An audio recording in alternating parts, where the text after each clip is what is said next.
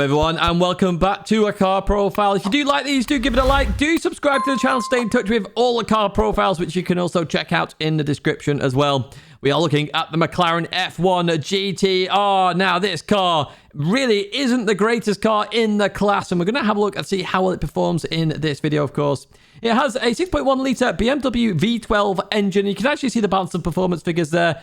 474 brake horsepower, 1,250 kilograms. So one of the lightest cars in Group 3, but also a bit down on power compared to other cars as well. It is famed for its lightness, of course, and that is reflected in the BOP. In terms of this car, it's MR layouts, mid-engine, rear-wheel drive, 6 gears, and when it first debuted, it's a real car, it won at Le Mans 24 hours. Now, this is actually quite historic for Japan, because it was the first time a Japanese driver ever won at Le Mans as well in this car. It has a very unique noise, which we are all familiar with, and in GT Sport, this was one of the kings in a straight line. We'll see how it goes on here in this BOP video, the car profile, of course.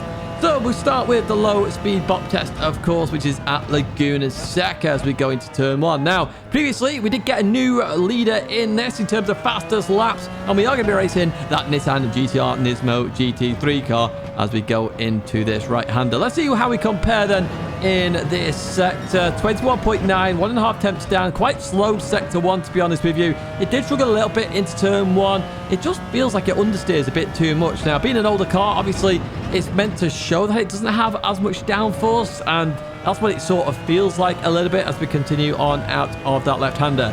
Now, the kink coming up here, this was always a bit iffy as I went into here. You can see that I'm having to delay the throttle, very low speed through that corner as well as we go up to the corkscrew. Now, weirdly, at the corkscrew, I didn't have too many issues here. Obviously, a lot of MR cars do struggle here, but I assume that's because less weight in the car, so the rear's not dancing around as much. But as we go through here, we are 8.5 temps down on that Nissan GTR Nismo GT3 car. So you can see it's really struggling on some of the mid-corner speed, and that is where the weakness is in this car. It's just its mid-corner speed. It is so slow in these corners. It really, really, really is. Obviously, it picks up speed on the straights after that recent buff it had as well. But you see there, 1.3 seconds down. That's a 1:22.5 there. Now, of course, we do look at Optimum's not fastest lap when we actually look at the final table that we're about to see now. So where does it sit? Obviously, it's not in the top 10 there. This, of course, is the second oldest car in the Group 3 class. The Skyline Silhouette, of course, is the oldest car. We haven't tested that car yet. But it's very much a classic car. Now, it's not in the top 20 either, as you're seeing P11 to P20 there. They're all in the 21s. Very much the core of the mid-pack, these cars, as we go into the 21 to 30 then. It's still not there. It did not get into the 21s. We're starting to see some of the older cars down there. The Aston Martin DBR9 GT1. As we can see there, P32. It's last. It's bottom there, the McLaren F1 GTR. It just didn't suit Laguna. I've got to be honest. It just struggled on every single corner to really get any speed at all. So you can see why Beat the Meta was looking like a big problem, to be honest. And you can have a look at that video, of course, at the end of this one. There will be a link to it.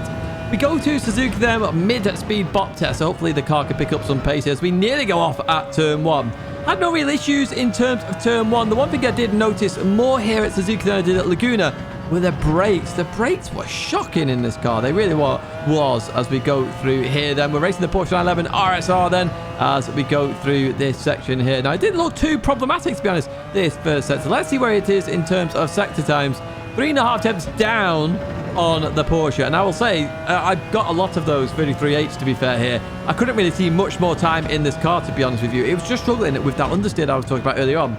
Now, going through here, Tidgney 1, not too shabby at all. Obviously, if you cut any more, it did start to struggle as we go through Tidgney 2. Again, you're just seeing that understeer creep in each and every time. You're 9 temps down now on that Porsche 911. 9 temps. That is huge. Absolutely mammoth gap there as we continue on out the hairpin. Again, no real issues in the hairpin on the exit. It was just a wait, a delay to really start accelerating in this car as we head towards Spoon then.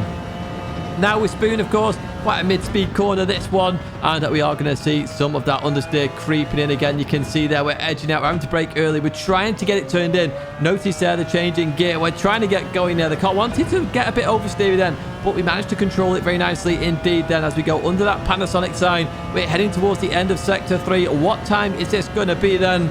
as we look down at bottom right. We're 1.3 seconds down. Going through 130R then, 144 I'd say that was. I'm just looking at that quickly. Of course, I do map it down in the background anyway as we go into the Casio Triangle. And again, struggling on the brakes in this car. We continue on out of there then. We're going to head towards the line. What kind of lap time is this going to be? See on the right, we've been in the 2 minutes solidly for a while. 2:06 there, 1.5 seconds down. But of course, we do look at Optimums, and we did see at the bottom there, I think it was a 2:02 so far.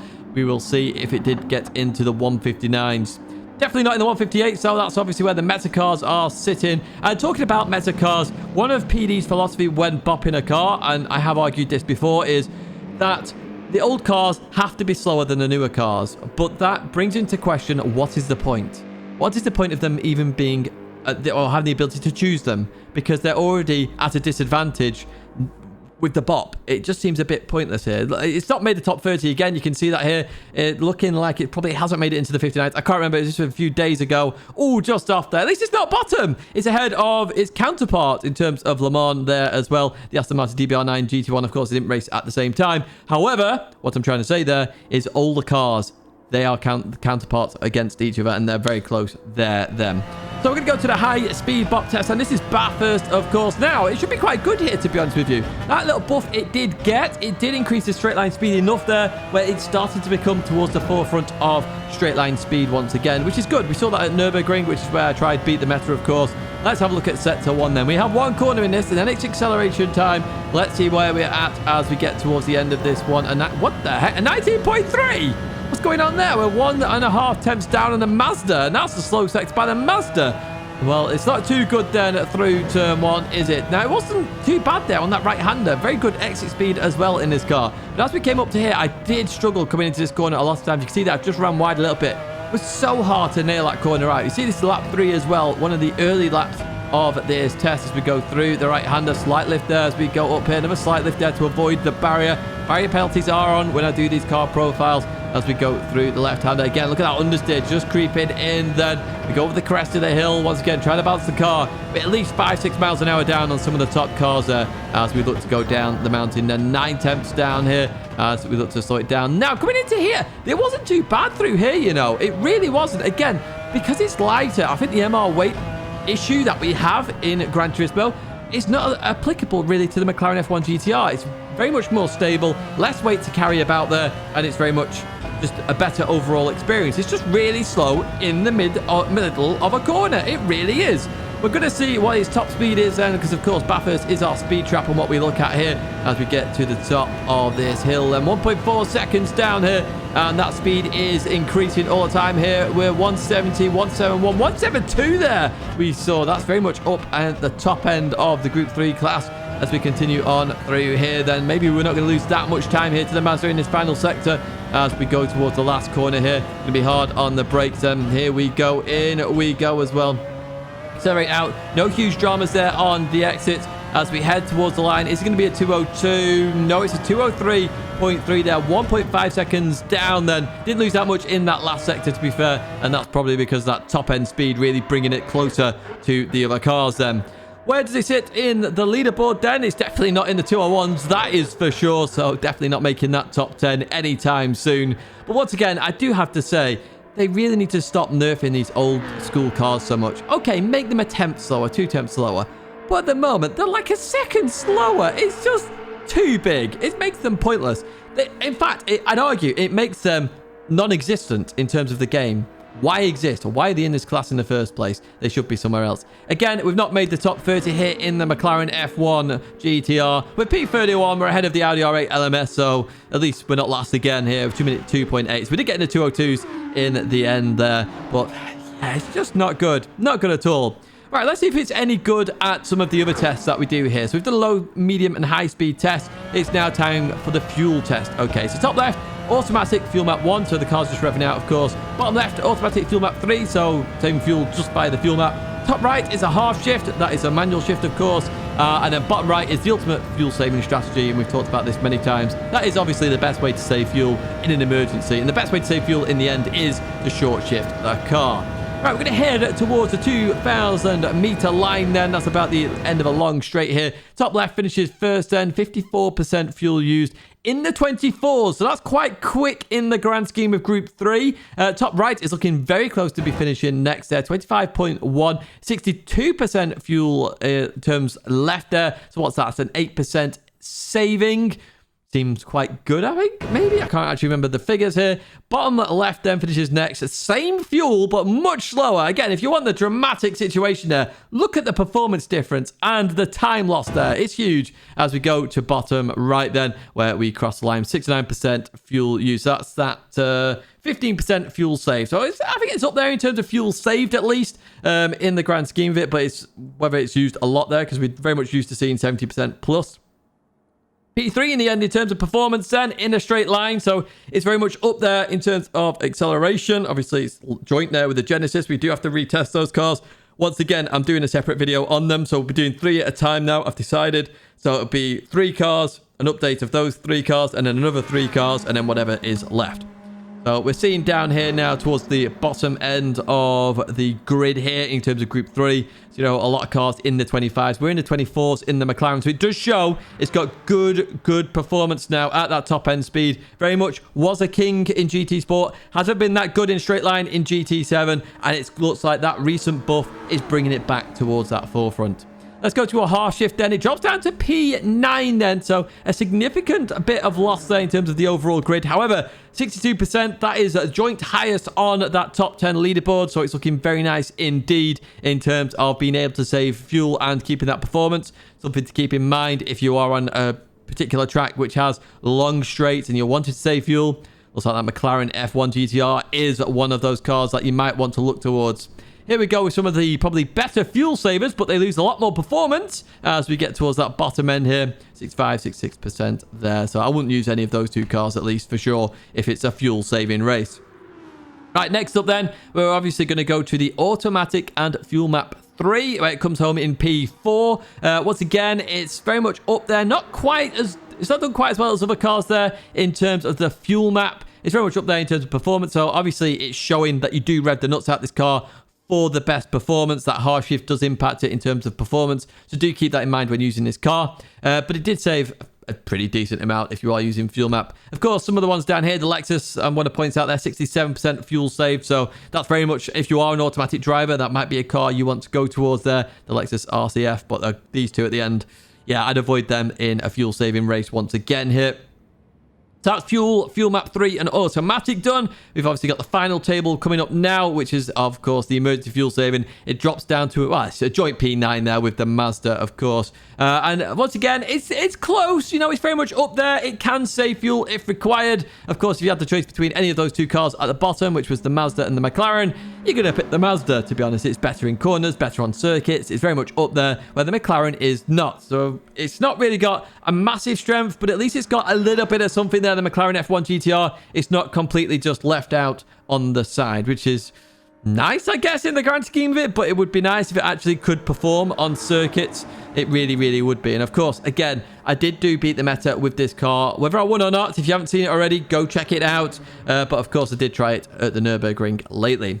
So that's it in terms of the fuel test. It's now time for the tyre test, of course. So first up with the tyre test, we go to the Daytona Tri-Oval. Now, we do this because in GT Sport, weight was a significant factor in terms of tyre wear. So we're just going to go around with very little human interaction and see how the car handles itself. Remember here, because it's the rear tyre that will go first, an MR car is at a disadvantage versus an FR car. So we do have to look at that in terms of the tables. But we're on lap 3 here, so it's not done too shabby at all here. And remember, it is one of the lightest cars in Group 3, so I'm expecting this to do fairly well in the grand scheme of it, especially versus MR cars. Now, we also do a second test, which a lot of people did ask for, which is at Sardinia Layout C in reverse. And again, we're just going to do laps here. So we've got steering, which is a factor, braking, which is a factor now, and accelerating as well. We go to lap number 5, which is the standard. It's about average, to be honest, with a lot of cars. we go to lap 5, and we're going to probably run out at the same place here as we go up here. So this is roughly where a lot of cars do end up in terms of tyre wear, and they're only the strong ones that will go on to lap number 6. And we finish probably about where everybody else finishes, to be honest with you. The lap times are slower than other cars because we know it's not done very well in those bot tests. So it looks like the tyres may last longer than it actually does. And we're going to keep that in mind when looking at those times as well. That's why I say if everything's around the same, then we understand it. So in terms of the tyre test on the oval, hasn't made the top 10 then, not into the 2-minute area there. Are there any MR cars on that first page? I don't believe there are. As we go to the next page, we do see a Porsche 911 RSR up there. So the McLaren has not done well here at all. I was expecting it to do better than it has. It's actually come home in P23. Wow. That showed you weight is not the only contributing factor anymore, because this car is very light. Yeah, it's done terribly here. It's very well. It's not last, at least. It's not on that last page there. That Audi R8 LMS, the old one. Yeah, it's just not good anymore. Again, it's that old car philosophy that PD do take on board and apply, which is a bit frustrating at times, to be honest with you. So here is the tyre test at the circuits. This is Sardinia Layout C, of course. And once again, in the top 10, it does not exist there. It really doesn't. It does go P17, though. Okay. So it really is about average, I would say, with the tyre test at the circuit. It's with all the other cars. Yes, it's slightly higher than some of these cars, but I would argue like where the Genesis, the old car, is right now, it stopped and finished in about the same place. It was just the lap times were slower, so it just went that little bit longer, if that makes any sense at all in terms of total time. So just keep that in mind. It is about bang average, I would say, that McLaren F1 GTR in terms of the tyre wear test. What we are going to do now is look at the overall... No, we're not. It's top speed first. I always forget this. Top speed there, 172 miles an hour, very much up there. So joint P4 there with the Alfa Romeo 4C. It's up there in terms of speed. So if you do have a fast circuit, I'm just thinking circuits like High Speed Ring, this McLaren F1 GTR, very much going to be at the forefront of choices. If that circuit comes up at any point, it's a car I certainly would look at in terms of competing there. But there are some fast cars there as well that could easily compete with it. It has a lot of potential, this car, in terms of that top speed. What we are going to do now is get to the very back here. 167 miles an hour, so 5 miles an hour down these cars versus that McLaren F1 GTR. Powered by BMW, of course, with its V12 engine. Right, now we're going to go to the overall summary then.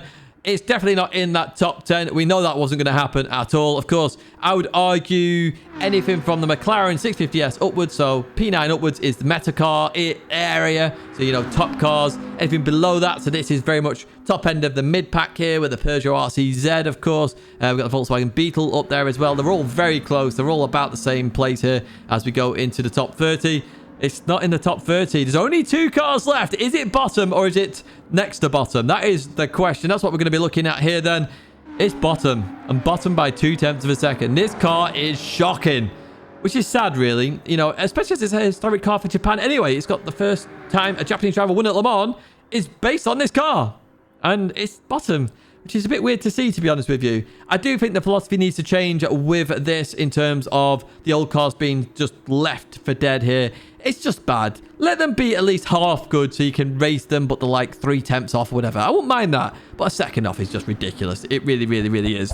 Unfortunately, folks, that's going to be it for this video. Do give it a like. Do subscribe to the channel if you're not subscribed already. We are on the journey to 50k. And as I say, the updates for the cars that did get a bop change are going to be coming very soon. Now, if I haven't done a test on your car and you want me to test that car, leave a comment in the comments section. I will give it a heart vote and then it will count. I'm a bit behind on comments. I said it last time. I'm off next week, so I'm hoping to catch up on that. Once again, thank you so much for watching, and I hope to see you in another video or live stream again very soon.